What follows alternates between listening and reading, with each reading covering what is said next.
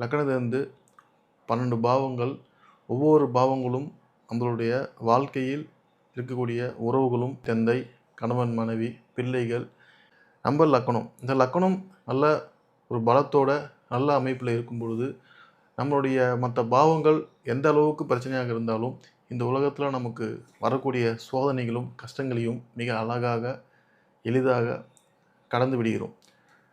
லக்னத்துக்கு 4ஆம் இடம் ஸ்தானம், சொல்லக்கூடிய இருப்பிடம், மனோநிலை பிரச்சனைகள் இருந்தாலும் சோதனைகள் இருந்தாலும் இது வாழ்க்கையை அந்த கடைசி பயணத்தை அழகாக நிறைவு செய்துவிடுவார்கள்.